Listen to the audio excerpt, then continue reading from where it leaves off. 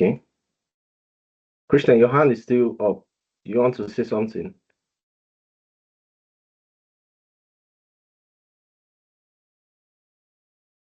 Okay.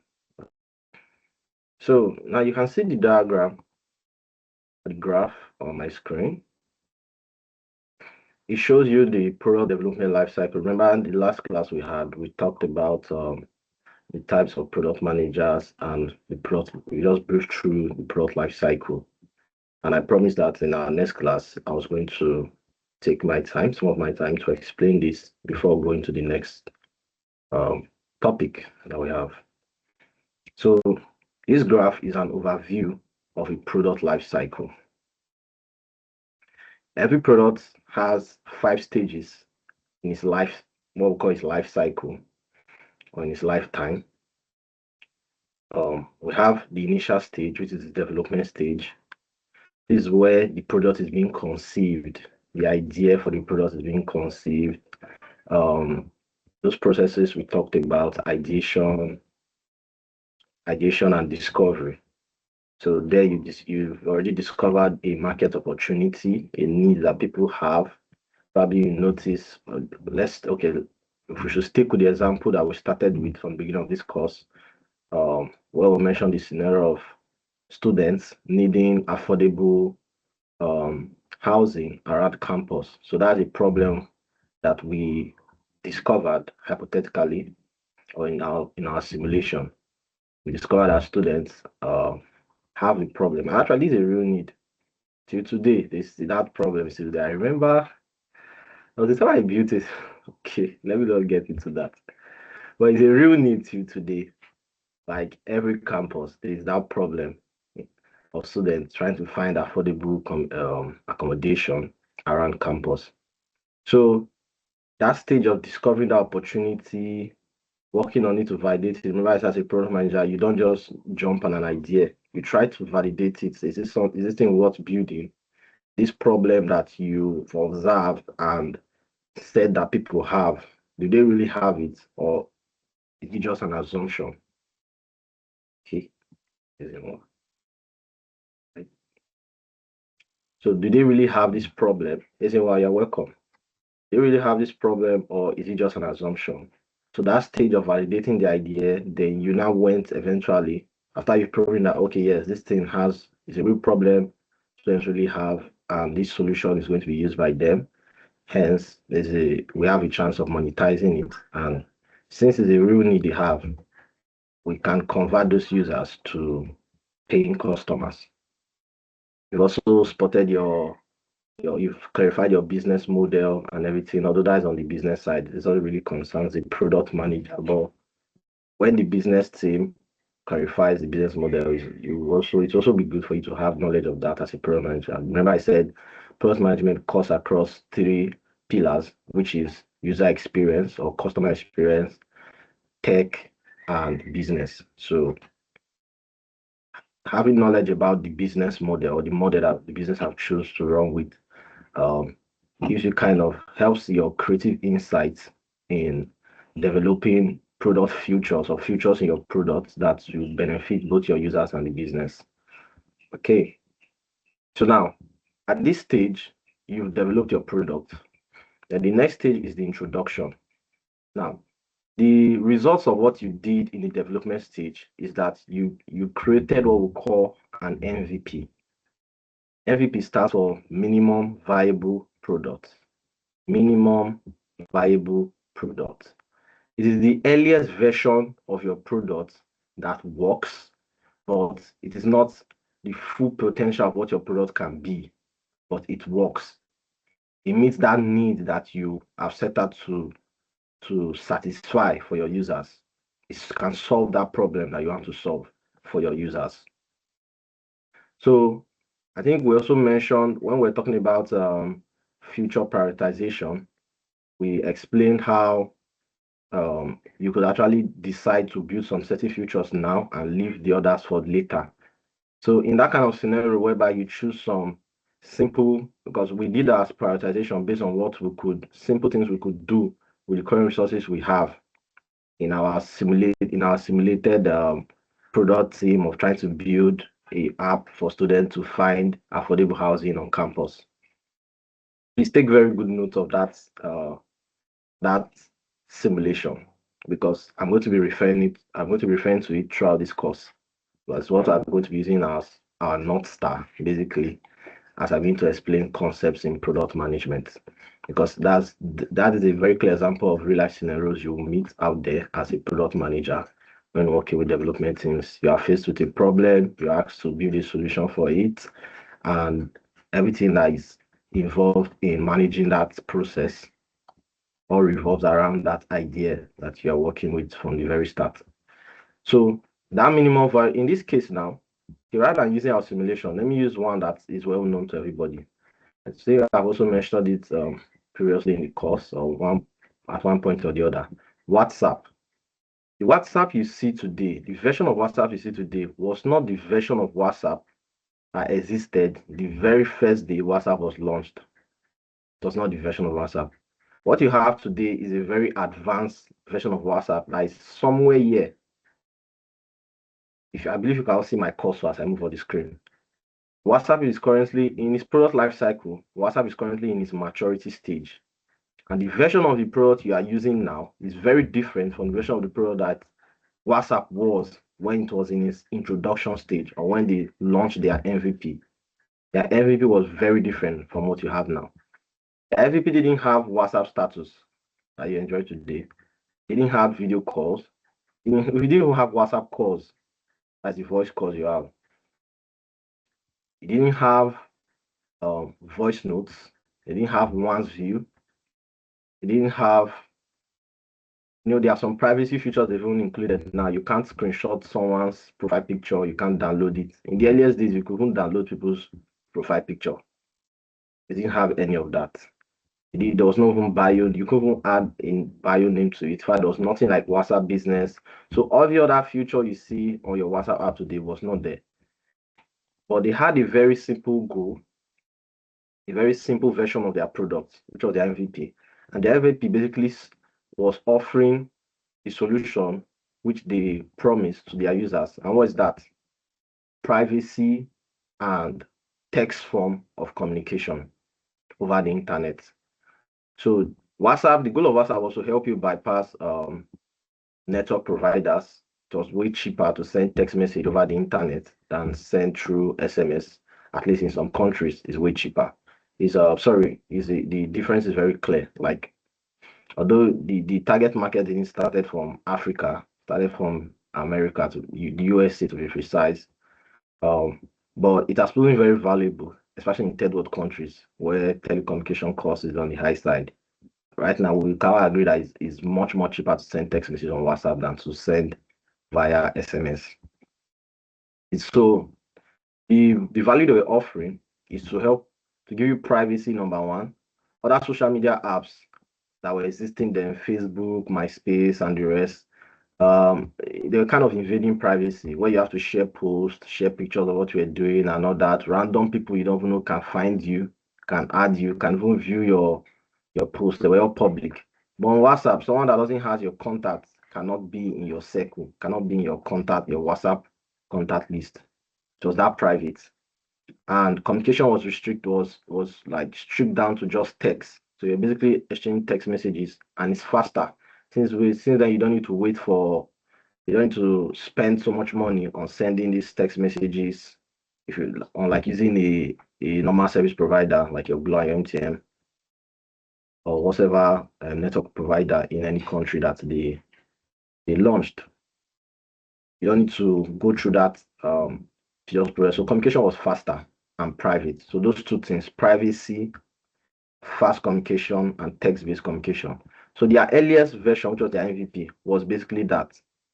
I can still remember it very clearly. Back then, though they launched as early as 2010, 9, but the earliest version was still very, because WhatsApp came into Africa, or Nigeria specifically, around 2012, 13, 14. That's when it started getting traction, although it was already existing in the US as far back as 2009 and 10, following the launch of the iPhone.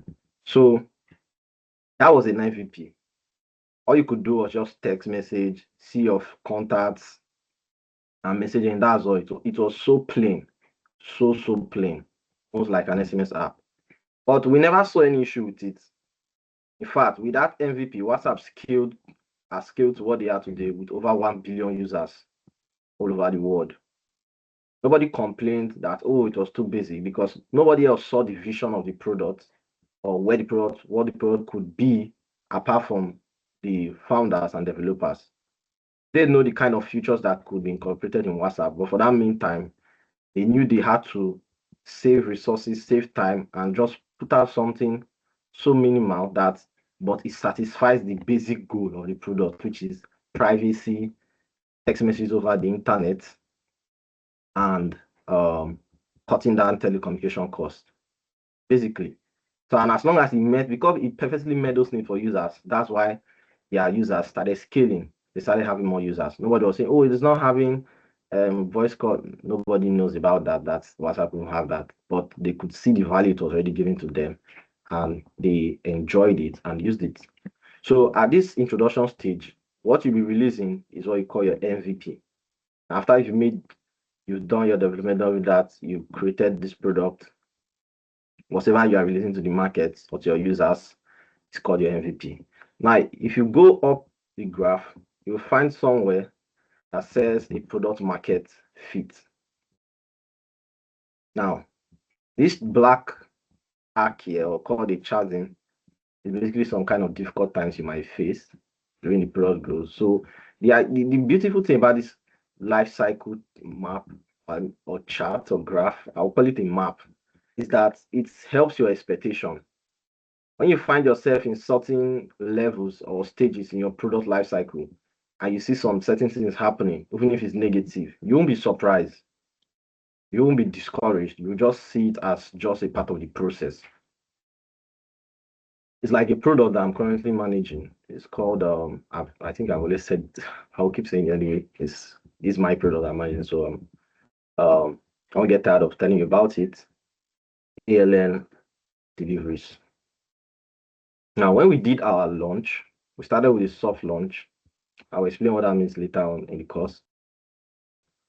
We interface, like during development, we did a lot of testing. I was always testing and giving them feedback. The development was always going back and building, and we spent a lot of time in development. I needed it to be perfect, to meet users' need, even as much as we're trying to build a minimum viable product. Like the app has not even gotten, we have a product roadmap and it's not even close yet to what it can fully be.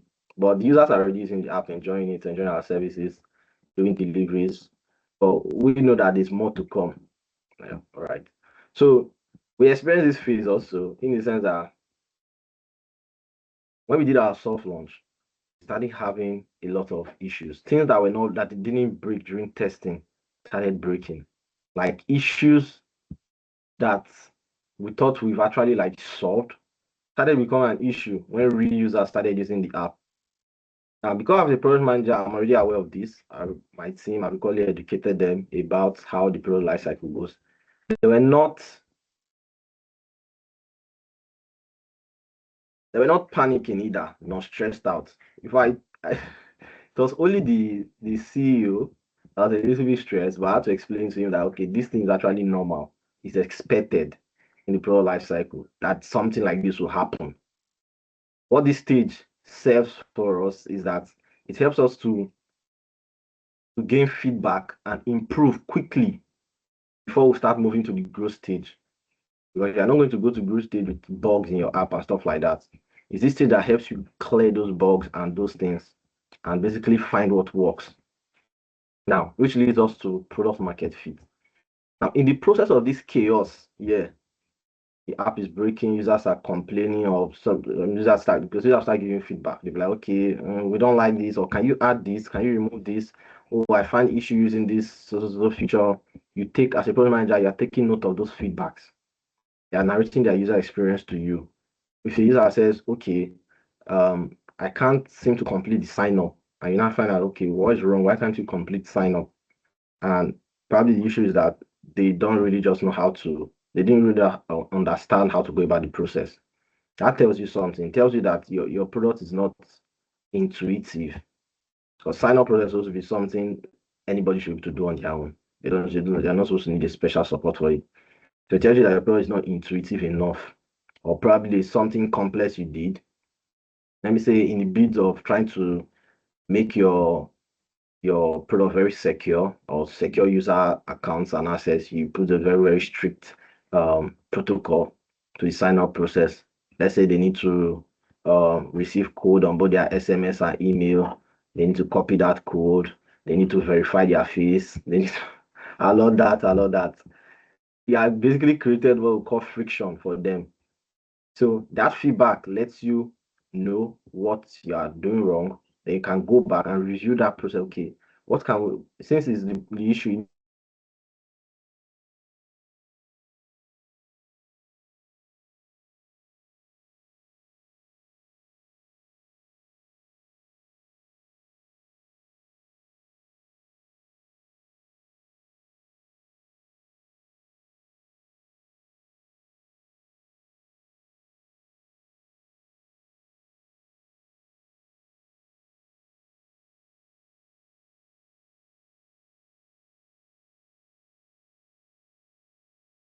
Sorry, can anybody hear him?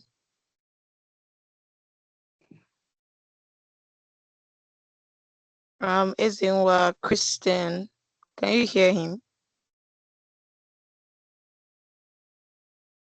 Or is it from my own end?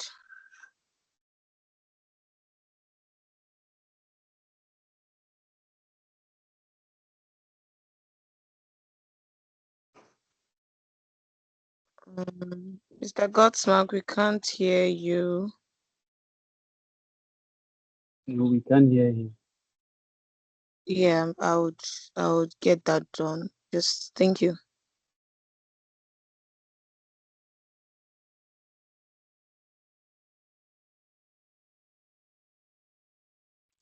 Oh, I think it's his network. Yeah, Mr. it was network, but I'm back. All right. Let me share my screen, my slides again. Apologize for that brief interruption. Okay. This is one of the issues we face in Nigeria for telecommunication services. I think, this is even a product opportunity. Like, anyway, we want to start exploring how to like get product ideas or see opportunities. We'll talk about that. Because I've seen on Twitter, on everywhere, like where people share their thoughts basically. I think there was a post I saw on Twitter and someone was like begging, said, okay, can you create a network provider service for us? Because they've seen how reliable OPay is in financial transaction. Nigerians, we suffered a lot in the hands of our traditional banks. When you see transactions failing because the bank couldn't maintain their product properly, or they don't just really care about user experience. But OPay came and changed that game. In fact, they even set a standard for them. That's an example of a very good product. Creates brand loyalty instantly. Okay. 3 minutes.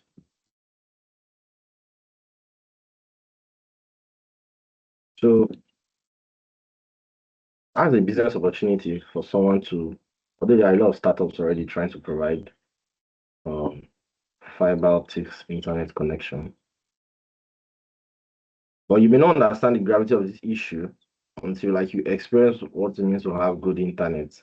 I speak with folks in other countries and they can't just relate. Don't complain about network issues. They can't relate. Like even free Wi-Fi, like because that's another thing, another culture shock again. In many of those first world countries, it's a common thing to find free Wi-Fi in public spaces. The only concern you have is security. Even free Wi-Fi that's supposed to be slow because a lot of persons connected to it. You'll be seeing network speeds as fast as 1 gig per second. If you do a net, okay, let me not deviate from our course. Let's just go back, please. But tech is very, very interesting. And the more you know, the more you're able to make very informed decisions about the products you use and how it affects your lifestyle. So give me some minutes or so.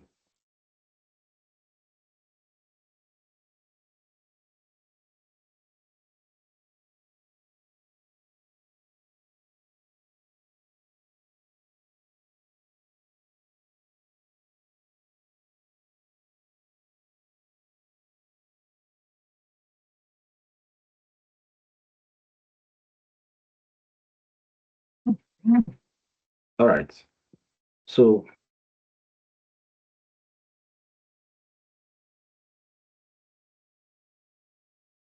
talking about this chaos and improving. So the essence of all this chaos that you face in this chasm or this black spot here is that by the time you successfully emerge out of those chaos, you would have achieved what we call a product market fit. In the sense that your product now successfully have users, and users have successfully adopted your product because, mind you, you just introduced a new technology to the market. You introduce a new product, so they have to accept it. Like people eventually have to um, get to the point where they begin to use these products. They no longer see it like an experiment, and they are not satisfied with the value it gives to them, that they are willing to continue to use it. So once you begin to have like continuous users in program management, we have a metric we use to measure this, measure the daily active users, and how many people are using this thing on a daily basis. We'll talk about all those things later on in the course. You know how to measure a product success. So how many daily users are using it? How many signups have you received so far? If it's something that is monetized from day one, what is the current revenue and all that? Those metrics tells you if your product has achieved the product market fit. But the number one metrics to look for is users. You now have users on your platform. So your product has a product market fit. Then from there upward, if you can successfully achieve this product market fit, from there upward is growth. Because next thing you'll be looking is that how can I increase the number of users on this platform? I think it took OPay. OPay came around. Okay, OPay has always been in Nigeria, but they initially O rides in Lagos, where you could order a bike as like then Lagos they allowed public transport. You allow them bikes to operate as public transporters. You could order a ride.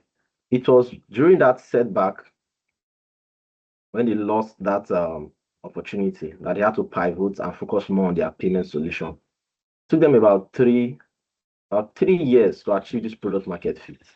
I'm not saying other products will, but for OPay, the reason why it took that long was because of the industry they were entering is finance. It's very risky for people to gain that trust. Today, a lot of people don't still even have an OPay account. If you tell them why, they'll tell you, I know, be like bank. I know if you put my money for where I know if they don't get any office and stuff like that. So, but after they achieved this product market fit, as around 2023, from there upward, it was explosion. A lot of people started referring OPay. Like today, a lot of users that come on OPay is more of word of mouth than even the advertisement they did. But as at back then, 2019, 2020, 2021, it was aggressive marketing for them just to achieve this product market fit. They were giving a lot of bonus, a lot of things just to get people to use it, just to bring down that trust barrier people had. Some adopted it, but it was in 2023 when they really successfully achieved the product market fit. Then they started experiencing their growth. And currently, OPay is in its growth phase in its product life cycle. It has not even gotten to maturity. It's in its growth phase.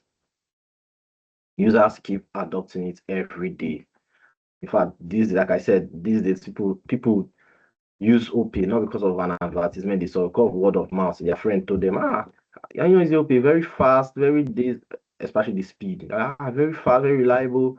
Why not just give me OPay? It has even integrated into our culture now. Even musicians, they put in their song, you're like, oh, paste your OPay, send your OPay. Once a product start gaining cultural relevance, you just know that they don't blow. Let me put it that way. Sorry to use that feeling, but I just wanted to really relate to get what I'm saying. You have achieved a significant level of success. So like people are no longer seeing your product as one new experiment. They are seeing like something that they need in their day-to-day life. Something just like WhatsApp. There's nobody you tell about WhatsApp that be looking at you like some strange person. It has integrated so much into our day-to-day life. So in the growth stage, So when users begin to, the number of users you have on your platform begin to increase, you're experiencing tremendous growth, tremendous increase.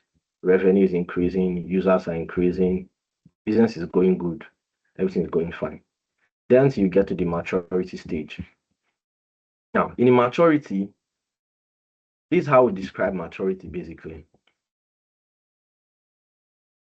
We look at it in sense of market share and market dominance also. In business wise, the number of prospective customers you can get is called the market. Market is not a physical place where you go and buy something like the one we usually know, you go and buy food stuff and stuff. No. In business, market is basically referred to the people that can use your product. So let's say your product is about, let's go back to our example. Our product is about solving affordable accommodation for students, right? So now, how many students are there in total in Nigeria? I think the statistics is about 33,000 per year. It's not really stable because every day new students come in, new students go, and per generation, the number changes. Number of students in 2002, you can't compare to number of students in 2026, where there's a mad rush for tertiary education compared to 2022, where a lot of people still believe in vocational education compared to. So yeah, so basically it's increasing. But as I think it's about as at 3 years ago, it was around 33,000 to maybe 40,000 students in Nigeria. Now that's the total market for that kind of product. Since your target users are students, that's the total possible market you can have. Now, if you now go niche down even further, those schools, each of those schools have hostels, right? So a student that's living in the school hostel will not have need for accommodation outside of campus. So you calculate what is the total capacity of every hostel in Federal University. Or okay, let's say let's start with first deciding, are we going to focus on just public universities or also private universities? So if we say we are focusing on public universities only, we would remove how many students are in public university minus that total number. I'm not saying you have to do all these maths as a product manager, or because you interact with business people one way or the other, you will just pick up their language. It's natural. So, but I'm trying to explain this to you. Your major concerns product manager is just the product, making sure the business will tell you, okay, this is what we want to achieve. You all need to build it, make sure it achieves that goal. So, but to make you understand this markets and maturity, I'm trying to explain. Now, let's say the focus of our product is just public universities in Nigeria. Then we'll find what's the total population of students in public universities in Nigeria. Or if we cannot get that number, we say, okay, what's the total population of students in private universities in Nigeria? If we subtract the total students of private university from the total number of students in Nigeria, we'll assume that the remaining numbers of students are only students in public universities. So the number we get, that's what we'll now be working with. Now, since our target users are people that need accommodation outside campus in public universities, because someone that is staying in school still will not be looking for accommodation outside. So we'll now also count what is the total capacity of the hostels in public universities in Nigeria. You add all of them together. Let's say if you do your plus and minus, there were about, let me say, 6,000. All the halls, every school, I can't name all the hosts because the schools usually give this unique name to their hostels. Like University of Benin, they have the Aminu Kano Hall, they also give special names and all that. So all those halls, you count all the bed spaces and everything. And it's possible. In fact, there are people whose career is to do all these things. You don't,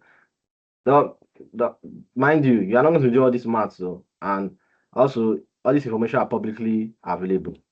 You can even search on Google now, how many students are in Nigeria in total, you will get the number. How many bed spaces, you will get the number. There are people that their job to do that one, especially called statisticians, and Nigeria has a whole ministry dedicated to statistics and getting those figures to help public decisions and business, so business people can have access to those kind of information to make certain decisions.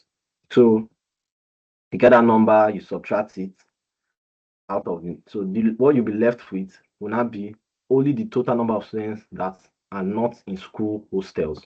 So that is now your total market for these products that I want to build now, which is where students find accommodation off campus. Let's say after all the plus and minus, the number we arrived at is let's say 25,000 students. So that 25,000 is our total market for that product. As long as our offering does not change and our target users does not change, then that's our total market for that product. Now, we'll now be calculating how we'll now measure growth. It's not based on how many users do we have out of that 25,000. So if we're able to get 1,000 users on our product, that means 1,000 of that 25,000 is our product. If you do the math, it can be somewhere around, let's say, less than 1% of users, or no, that's not less than 1%. I don't spend time doing that. Let's just say let's assume a figure. Let's say probably 2% of the total market share.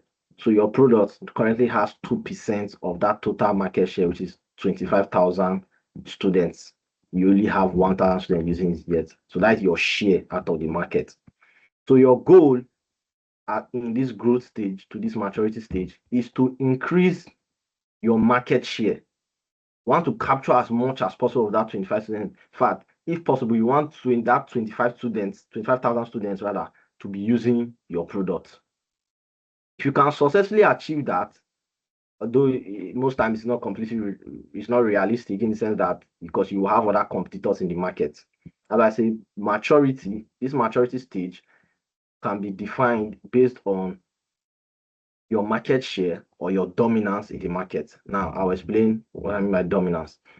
Realistically speaking, it may not be possible to capture that whole 25,000 students or 25,000 are using your product because once you start growing, once you are in this, you get to this growth stage, you will have attract attention. Not just users to know about your product, other business people also know about your product, and they want to replicate what you are doing. So you definitely have competitors. They want to create what you are doing now. That's why today you have more than 10 different types of social media app. But initially, it was initially Facebook we knew, right? But along the line, WhatsApp came. If not that Facebook bought WhatsApp, then what else came? Facebook was dominating, Instagram was dominating, then Facebook also bought Instagram, but they couldn't buy TikTok and Snapchat.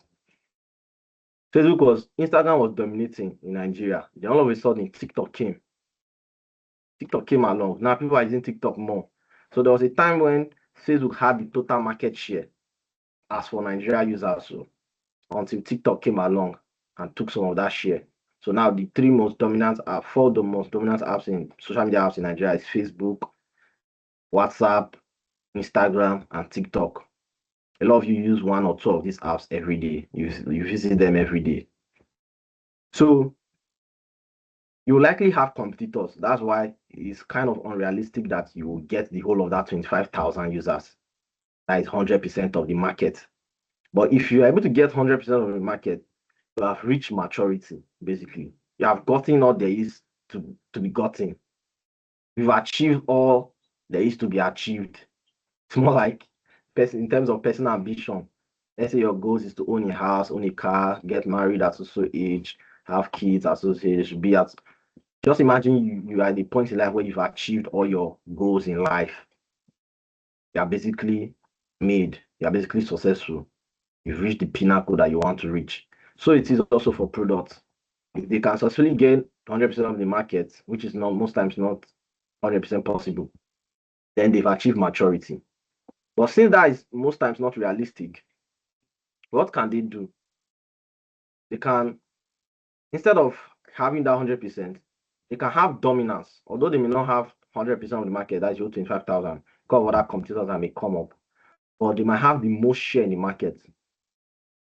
Let's say other competitors came up. Let's say our name of our product is findmyhostel.com or Find My Hostel app. Then when we were in our growth stage, other competitors came up. See, these people are making a lot of money. There's all this opportunity in this thing. Let's build our own too and join them. They will start saying hostelfinder.com, your hostedbody.com. We're now having out like 5 different competitors. They're also dragging this market share with us. Let's say out of that 25,000, we managed to capture from our introduction stage to our go to maturity stage, we were able to capture about 15,000 students. So it's 15,000 students are now using our platform. They're registered on our platform, they are using it. How much is now left in the market? That's about 10,000. So our other 5 competitors, all of them just have 10,000 to share among themselves, to struggle for, to fight for, to be able to gain a share out of that 10,000. Obviously, we're not like controlling like 10,000, 15,000 out of 25,000. That's like 70% of the market share. So we're basically the most dominant product at this stage. So at this stage, you can see we're in our maturity stage. And what really cement our dominance to be in this maturity stage is if we can maintain that number. It shouldn't be a one-time thing. Let's say in the year 2022, we're able to achieve 15,000 users. Then as 2022 moves to 2023, it now reduced to 12,000. That means our market share have reduced from 70%, it now reduced to 65% or something. No, we try as much as possible to maintain that market share. And that is what this maturity stage is about. At this point, you will say you have achieved, your product has achieved maturity. It's a dominant product in the market against other competitors. Or if by any chance you are the only one available, only way offering that, probably your product is so unique that nobody can copy it. So you now successfully gain the whole 25,000 users. You achieve 100% market share. Still, it still said that your product has achieved maturity. So what you'll be doing this maturity stage as a product manager is what I basically said earlier. What you will now be fighting for is to maintain that market share. You don't want it to drop down. You want it to just remain like that. Don't mind that this graph is just looking so short. All these things can take span of years or 50 years. So there are some products that have stayed up to 30 years and more. Facebook is how old is Facebook? Facebook started in I think 2006 and between 2005. Today they should be over 20 years. Facebook is currently in its maturity stage, and they are actively fighting to maintain that. Because now they have a lot of competitors. There was a time Facebook was everything, but now they have a lot of competitors. They have TikTok, they have Snapchat, and part of that their move to maintain their market share was when they was buying that product. When WhatsApp came out and it was already becoming a challenge to them, they bought it. When Instagram came out, they say, "Oh, this thing actually take users from us." They bought it. Now they now call themselves Meta. Facebook is currently in its maturity stage. Facebook has over, I think it should be more than 2 billion users now all over the world. I just verified that. Facebook should have not close to 3 billion users, and we're over 7 billion human beings on Earth. So they are basically saying that they have close to half the population of human beings. Let me verify that. Okay. 10 billion downloads. That's what on Play Store alone. Well, that says something. Obviously, human beings are not up to 10 billion. So an accurate measurement of their success will not be that 10 billion downloads. We will not look at active users, daily active users. It's a metric that will measure in product management.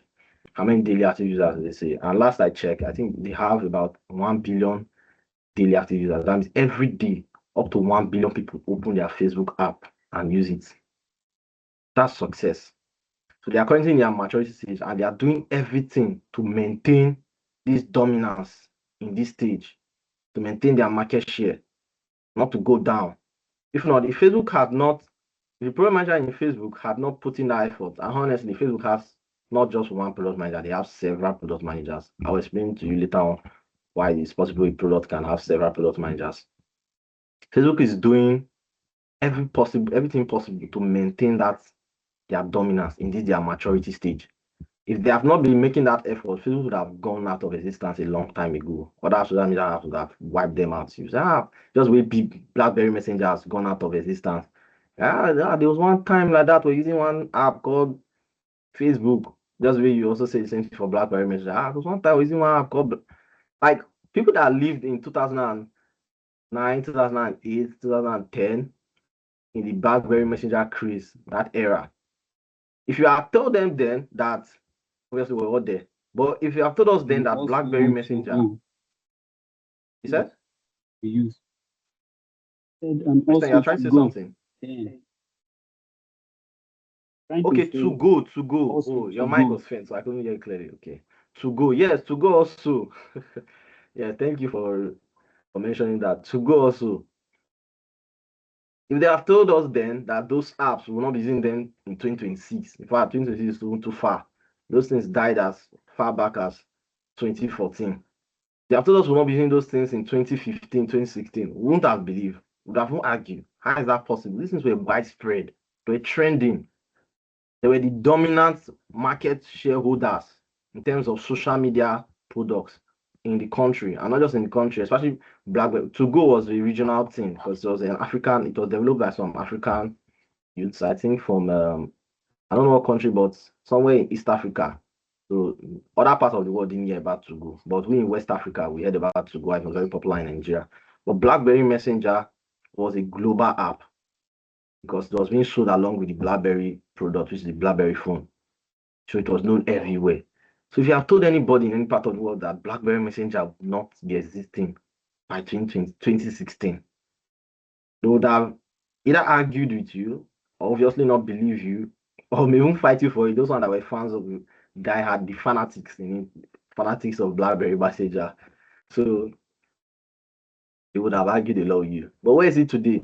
So if Facebook had not put in intentional effort to maintain their own dominant share, they would have become BlackBerry Messenger today. But Facebook is doing, and how does a product manager maintain the product life cycle when it gets to the maturity stage? It's by constant innovation and satisfying your users. Facebook, they are always downloading updates for Facebook. They're always looking how can we improve it. Today they put AI. Today they put now you have AI generated content on Facebook. They don't want to lose out. They want to ensure that they are always on track. Now you have marketplace on Facebook. Even some versions of Facebook in some certain country have Facebook dating, but Nigeria version of Facebook doesn't have Facebook dating, and there's a reason why they made that product decision. I would not want to dive into that, but so they have a lot of features now compared to when they started, because they all in a bid to maintain this market share that they have in this their maturity stage and to delay their end of life cycle for the product.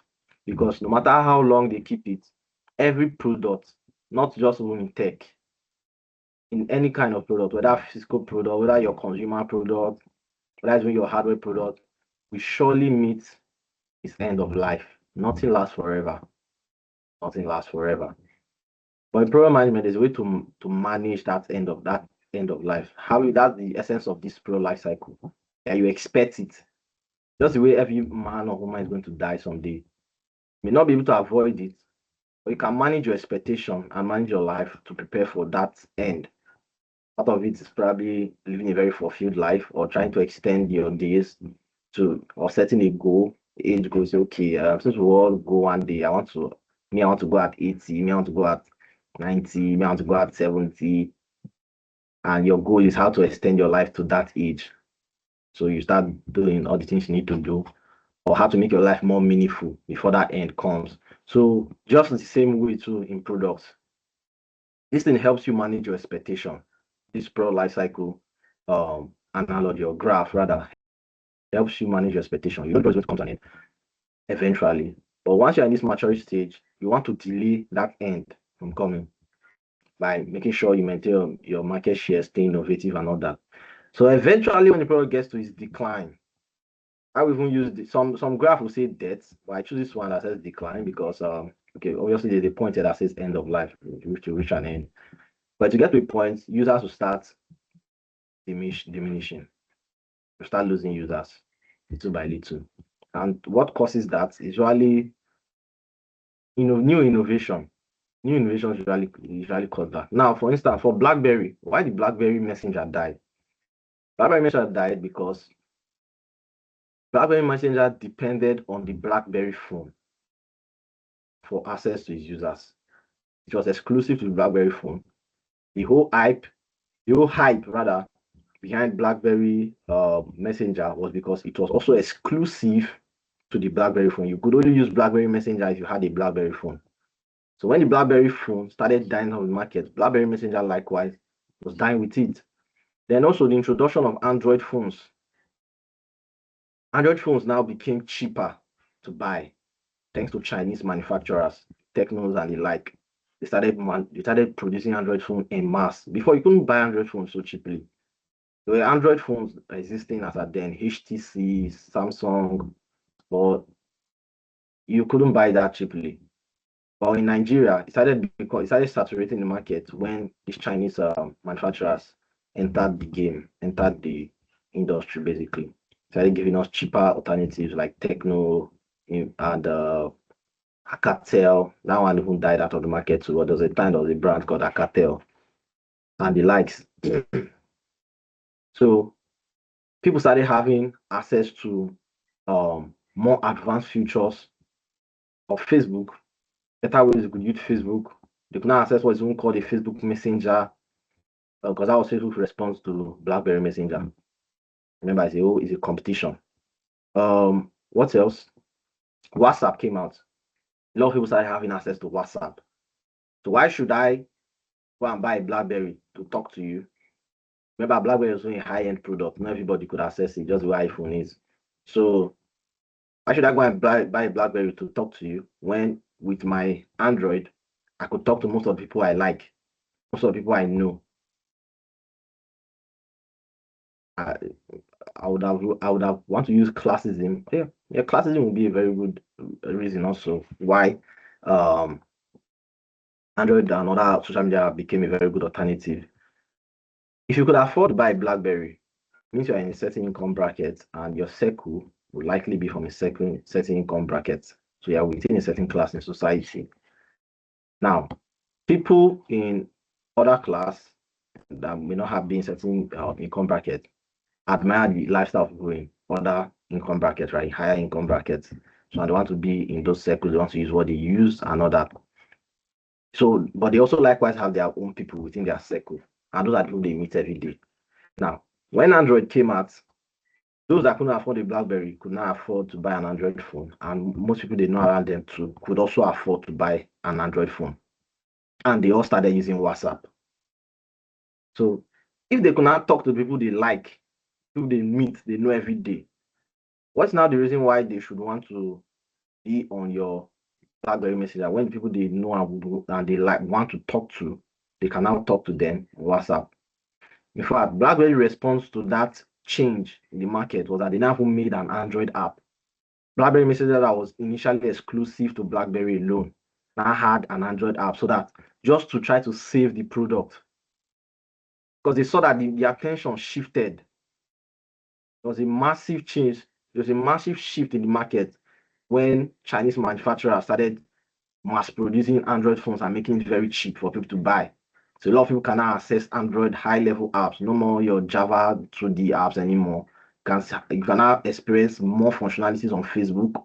You can now use WhatsApp. That's when I thought, there's an app called WhatsApp that we can also chat like BlackBerry Messenger. You can send messages, and it's more cheap. Like we don't need to send SMS. It's cheaper to use to send text messages. So a lot of people started using it, especially those in the middle income class started using it. BlackBerry started losing relevance. Even those that are using BlackBerry started saying that, oh, a lot of people around them. Oh my God. I wish I could really go deep into this. You see how BlackBerry really died and it affected them in every area, even in their hardware, how they also lost to iPhone and the rest. So even people that were using the BlackBerry started saying that, okay, a lot of people around them are now even using other apps. It was becoming common. Now you want to communicate to somebody, or he's on WhatsApp and you're on BlackBerry Messenger, and looks like you are the only one who's not on WhatsApp. Everybody else can communicate with themselves on WhatsApp. You start looking for alternatives how you can get that WhatsApp.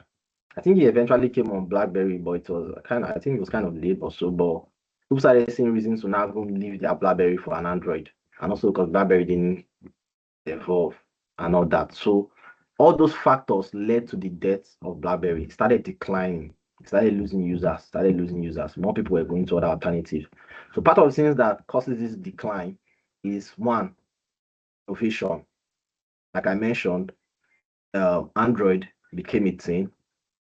Changes in market also leads to this decline. Chinese manufacturers started making more cheaper smartphones for people to use.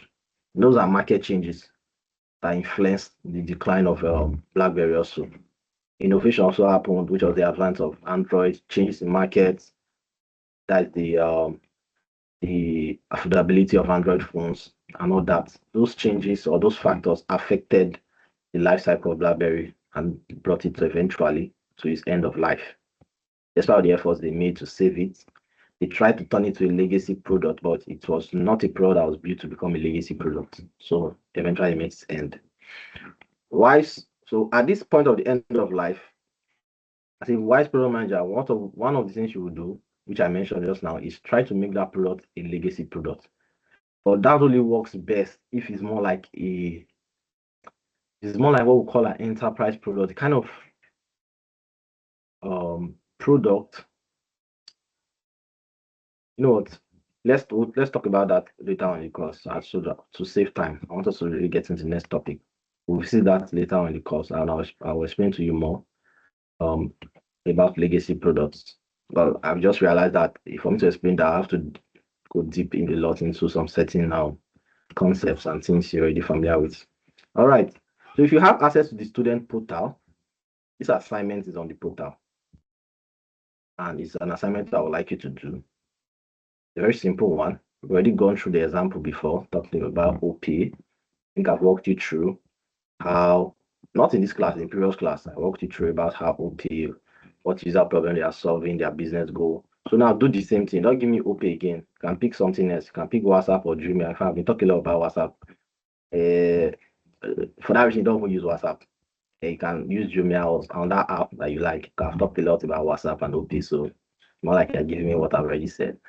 So you can use Dreamia, any other app, any of your favorite app you use and you're familiar with. So you answer these questions for me. What user problem is the app solving? Like OP is solving basically helping people. Okay, in plain terms, it's just simply banking the unbanked. You're trying to close that gap between those that have access to banking services and those that do not. And to shock you, it's just less than, I think it's just less than 40% of Nigerian population that actually have a bank account, if I'm correct. So we are living in the city, so you feel like everybody has a bank account, but we're over 200 million people in Nigeria, and less than 50% are the only ones that have a bank account. So OPay try to close their okay, how can you get into the student portal? Are you on the group chat, the WhatsApp group chat? Are you on the WhatsApp group chat? Yeah, we need a way to. Okay, on the WhatsApp group chat.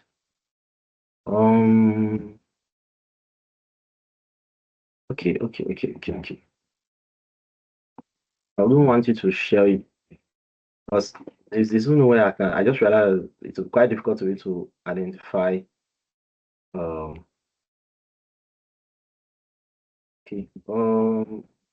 Wait, can you share your so that someone will reach out to you? So that someone will reach out to you. You can just if there's access to a private chat here. I want you to drop your information publicly. Let me see. Okay.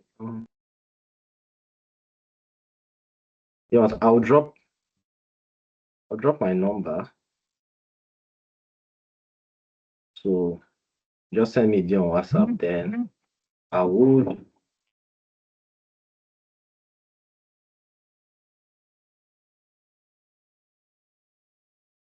Okay.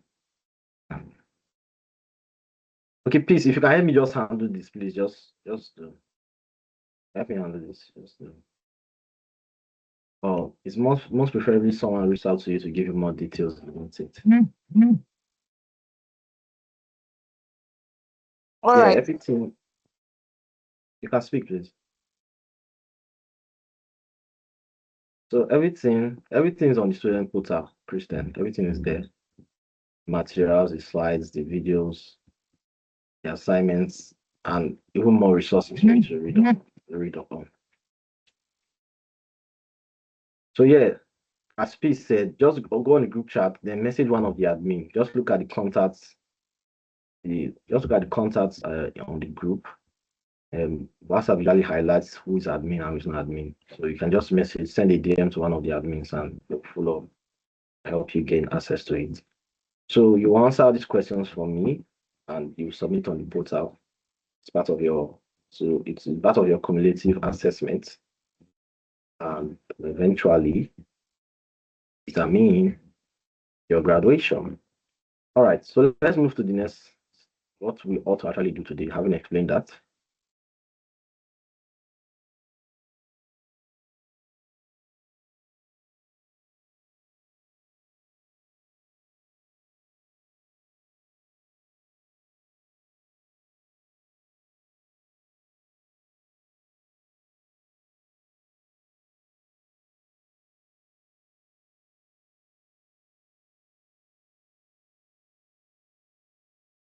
Okay. Now, we talked about in the last class before we had to, what we did just now was just to summarize what we actually did in the last class, to finish up on it rather. So, but in the last class, we talked about the roles of a product manager, and one of them include user research, future definition, as you have to now define, okay, what will this product contain? What will it do? How is this app going to be? Is it a website we're building? Is it an app we're building? If it's an app, the website, how is it going to behave? And I told you that the end result of that process is that you create a product requirement document. Then we have collaboration. You have to work with the development team to guide them through in actually building the product.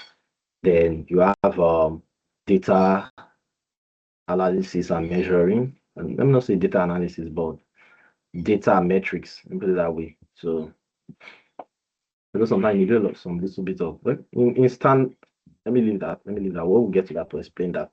So then after that, you have other roles, maintaining the product and satisfying business goals. So the first role there of a product manager is user research. And how do you conduct user research, or what is the idea of user research? It's basically understanding your customers. You want to understand your users. You can call them customers because eventually they will have to pay to use your platform. So one way you make money off their activity on your product, in your products, whether it's your website, your app. So you can also refer to them as customers. But the aim of user research is that you want to understand your users. So you are conducting a research on their behavior. You want to understand how they think, how they behave. You are building a product for them, basically. You know, is this saying, I don't know, okay, depending on your religion, I don't know who is a Muslim, who is a Christian, who is any other religion, but uh, I think in Christian religion, there's a word that says weapon fashioned against a certain person. So what that statement or that phrase means that the thing was designed for that person. Like it understands the person's unique characteristics. But in this case now, we're not fashioning weapon against people, we're fashioning solution for people. So a solution fashioned for someone. When that word fashion basically means customized, it's meeting your unique needs. Because in fashion, especially when you are working with a fashion designer, every dress they make for you is totally customized to you. It's very likely that another person may want to wear that dress and not be able to wear it because it was sewn to your exact height, your exact size, weight, and every other dimensions that needs to be mentioned about the human body. So it's basically fashioned for you. So in product management and user research, when we conduct user research, we want to understand the user so much that we can fashion this product after them. And just like a fashion designer, when a fashion designer sews a cloth or a garment or a dress that perfectly fits the user, or the customer, what do you think happens? Satisfaction. You just see the customer because I growing up, my mother, she is still a fashion designer. So I still remember seeing her customers visit her shop, and she would give them the clothes that they've agreed on and she made already, and they test it out. And one thing I always see from them is satisfaction. They are smiling from ear to ear. They are happy. They are praising it. In fact, some even wear it out and come. They'll have to call her back later and say, they start giving testimony about how the dress really elevated their appearance. In fact, gave them much respect amongst other people, gave them a lot of admiration from others. So basically, that experience of seeing other people even appreciate their dress and the pride they feel that it belongs to them, they own it. It just improves their user experience basically. So they are very satisfied with the clothes because it was fashioned for them. One of the things they usually check when they are testing it is that does it fit? Does it fit? Does it fit their size? Then before they start looking at appearance, does it improve their appearance? Because before they commit to sewing that dress, they probably saw a style somewhere rather, probably a picture of someone else wearing that particular fashion design. So I'm like, oh, I want something like this too. Can you replicate it? So once they test that, okay, this thing fits their body size, next thing they're looking, does it elevate my appearance the way it elevates that model, the appearance of that model that I'm seeing in that picture? And if the expectation match reality, they are very satisfied. So in the same way, when you completely understand your users and you build a product that completely fits them, that satisfies their need, that's the specific word, that satisfies their need and gives them a very pleasant experience using it. What you have is you get happy customers, you have loyal customers, and a successful product basically, because the success of your product is measured by how many people are using it. Are people using it? And if they are using it, is it solving their problems, the problems that you say that is meant to solve? That's simply how you know a successful product. So to achieve that, we need to understand this user. Say at the heart of great product management is one simple truth. Products exist to solve problems for people. You can't build the right product unless you deeply understand the real people who will use it, their struggles, desires, and context. This session will introduce you to the methods and mindset behind customer understanding, which is the foundation of every successful product, like I said. Now, you can see a diagram here. It's called an empathy map. And there are 4 questions around this person called the user. It says the first quadrant says the word written here is says, and the question mark. That means what does this user say? Second quadrant says think, and the question mark. That means says what does this user think? Third quadrant says feels, and there's a question mark. And it simply implies what does this user feel? And the fourth quadrant says does, as a question mark, and it says what do this user okay does. It's slightly like a tautology now. Okay, let me pick a synonym for this does. Behave. Let me use behave. How does this user behave? All right. Now, a more clear version of that quadrant is what we have here. Now, to understand the user, you can employ this technique called an empathy map. You basically try to answer these 4 questions about your user. What do they say? Now, let's say, okay.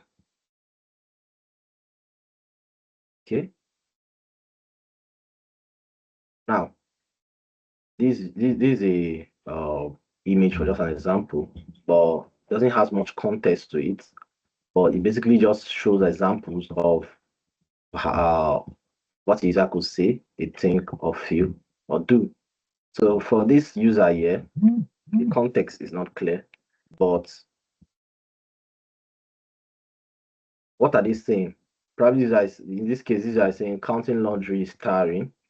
What does the user think? Say he doesn't have enough support. That means there's nobody to help him with the task he's doing, or she with the task she's doing.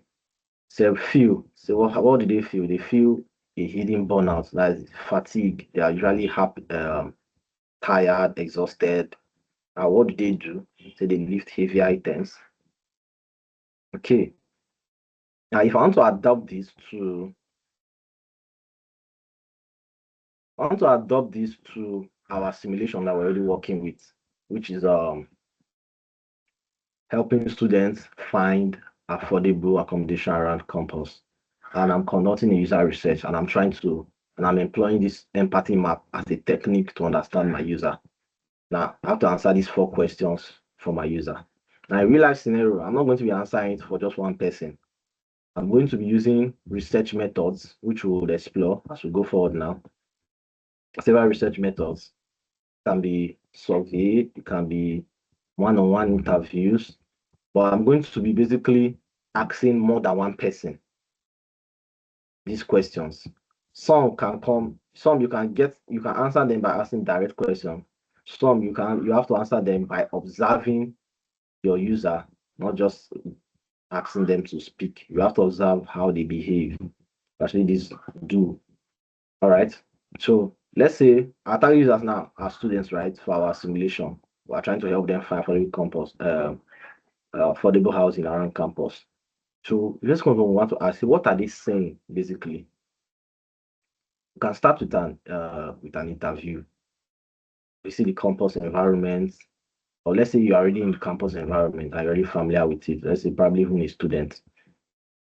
You can easily ask your classmates or people you know around. But if it's somewhere you're not really familiar with, and you just visit there just for user research, you can ask anybody basically, but not just anybody, students basically, and you want to know, you can design a question and say, okay, um, how do you find how do you find accommodation outside of campus? And what's your experience like? That's the question.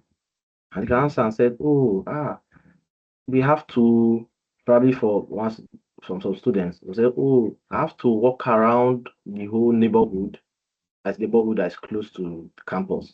For instance, Unibena is a Kosobi. So that's the community of neighborhood that's close to the university or the PDPA. So they have different names for their different neighborhood. So we have to walk around the whole neighborhood looking for vacant apartments, asking them for now. Say, okay, what's your experience with this? Say, very stressful.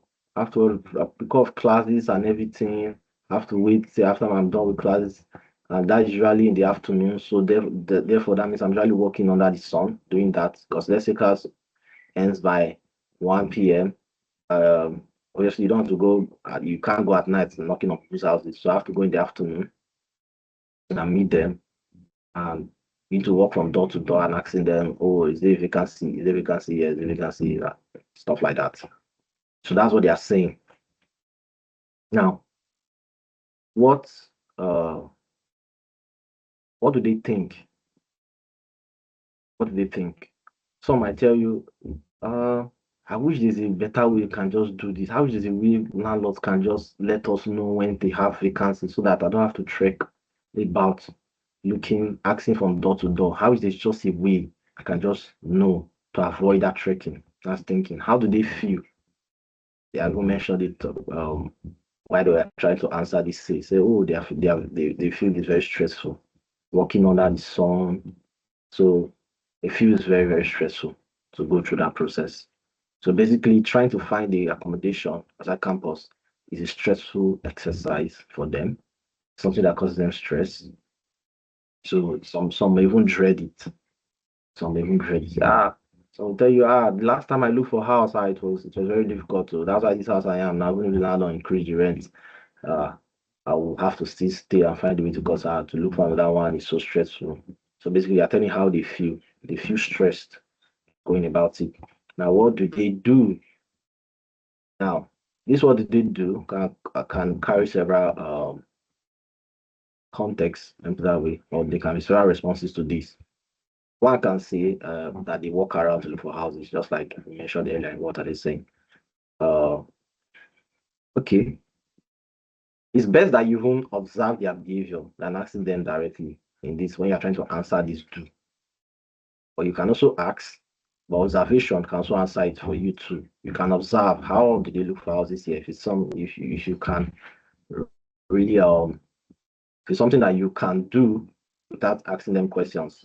Let's say you are within their environment, so you can actually observe how they live and how they solve this problem for themselves. Observation can tell you that okay, they usually create WhatsApp groups where they share updates about vacant housing, like student to students, because they're trying to help themselves because it's so stressful doing this whole thing. So they now created a WhatsApp group where they're always sharing updates. Okay, there's vacancy in this place. Or someone will say, oh, I need a roommate. Or someone can even ask if you know any vacant apartments around you, probably where you're staying now, kindly let us know. I'm looking for a place to rent around so area. So just in case someone knows, they can easily link them up, or someone is looking for a roommate. So anything. So what do they do? They are joining WhatsApp groups to solve this problem. Some are trekking and going house to house to ask where there's vacancy, basically. So with this, answering these four conjunctions rules, I've already gotten insights about my user. So I'm not just sitting down somewhere in Sapler Road or GRA and assuming how the student behave. I've gone hands-on. It may not be you that do the hands-on research. You might have other assistants depending on the resources available to you and the members you have on your team. So if the organization is a very established organization, let's say you have a lot of staffs in the organization and there are a lot of resources, you can even have a research team that goes out to do that.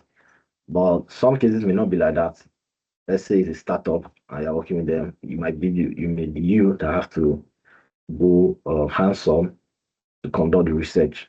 But that way, you get the answers you need.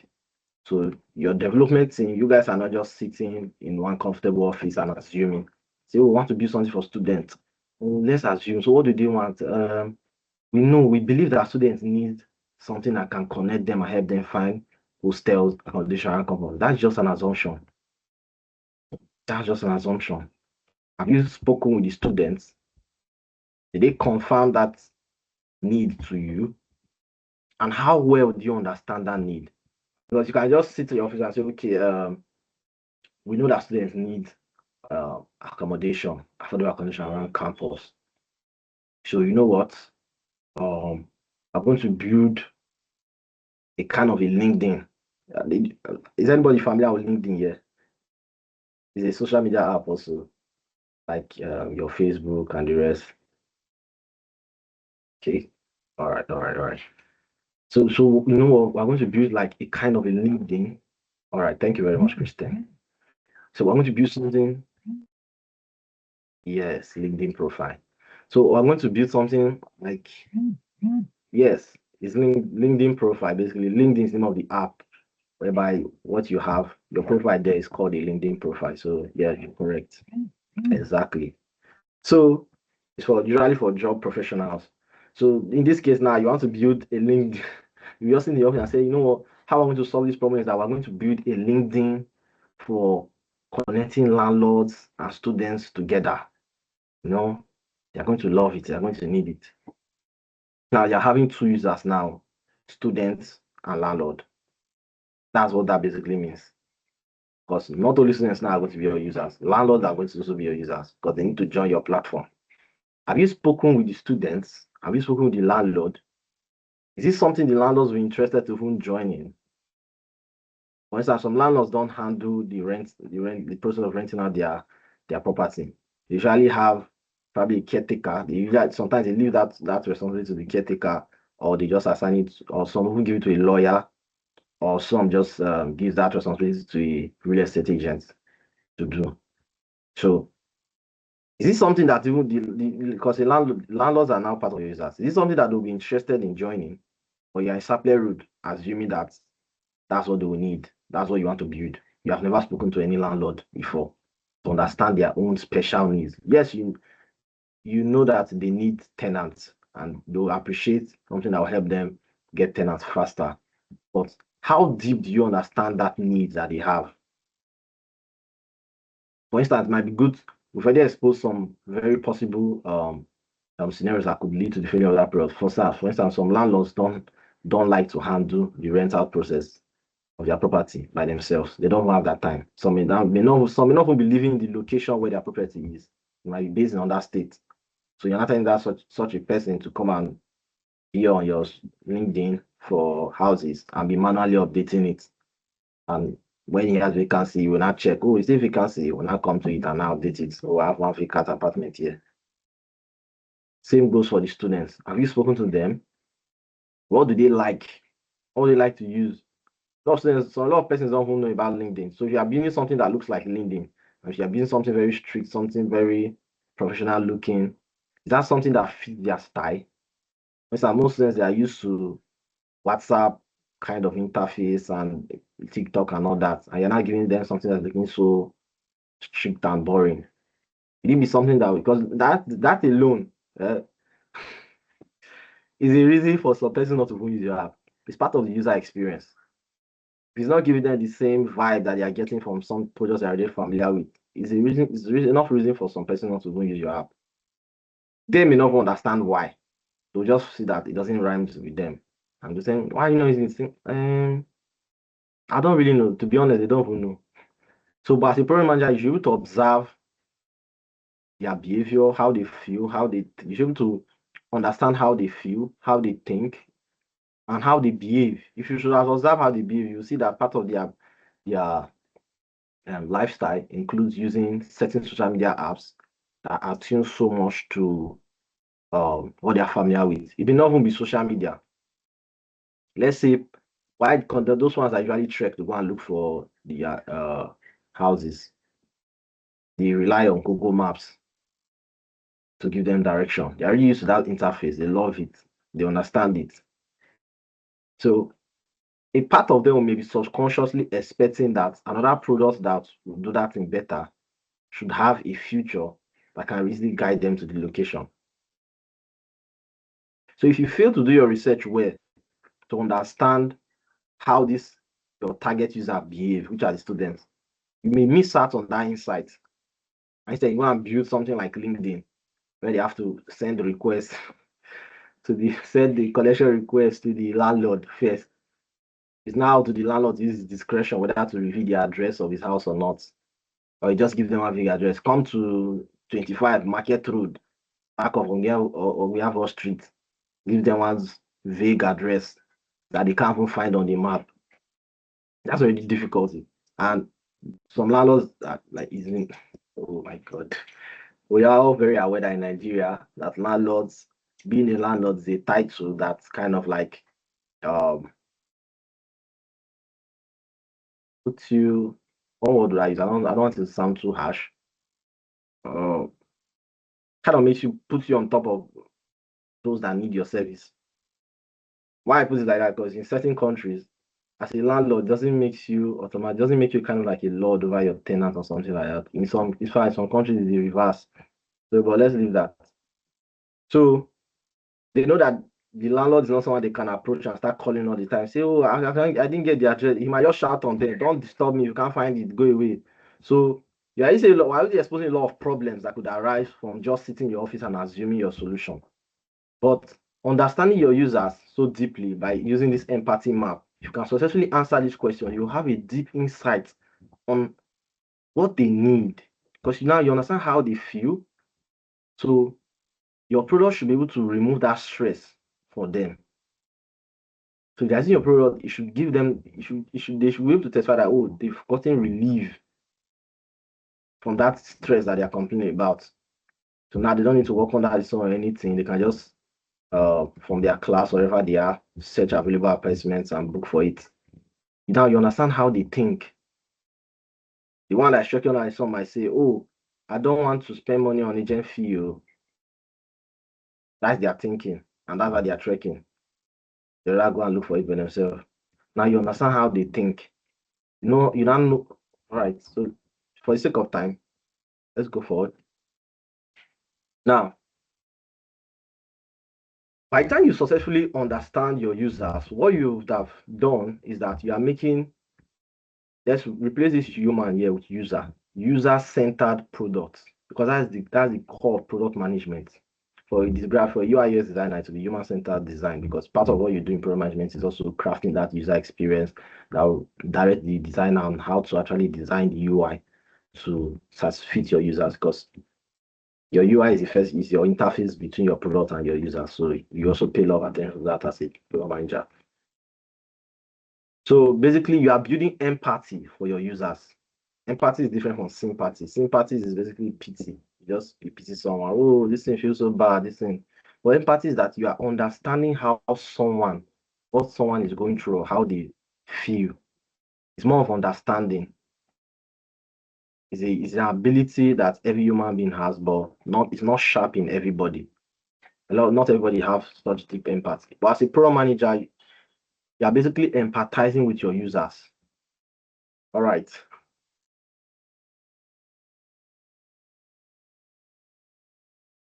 We just have 5 minutes left for this class, and part of the reason is because we have to cover a little bit from the last class, and part of why these issues arise is because it disconnects. But I'm very glad I'm seeing someone from the last class in this class, because that's what we expect to see. We expect to see commitment and continuity from you. Like that, the course becomes a continuous process for you. It's not disconnected. So, for instance, someone that's joining us today won't have known what we did the last class, and that's already a gap in knowledge that needs to be filled. But if you are consistent in attending the classes, each class will be a build upon what you studied in the last class, and we don't have to go back to begin to revisit, because that's what we had to do in the last class. We had to go and revisit what we did a class before, just so some persons could catch up. But going forward, I'll try to minimize that, and hopefully I'll be able to balance that this week. So by the end of this week, we should be completely prepared to go into a new topic that is meant for the next week, while completing what we have for this week and completely clearing what we ought to have covered if every student came consistently during the first week. So those of you that would like to get access to the student portal, please do. You also find materials there that completely covers everything that has to do with this class. And even next, if you wish to read up, and also you can revise on what we did here. It's there to broaden your understanding. And please attend the quizzes. Then you can come back with questions for me in our next class. All right. Thank you very much for joining. Our next class is on Thursday, and I hope to see all of you. Have a great evening, and please go and visit the course, and I'll be expecting your questions by the next class. All right. Goodbye, Christian. Goodbye, Ezinwa, and have a great evening. Enjoy the rest of your evening. Okay.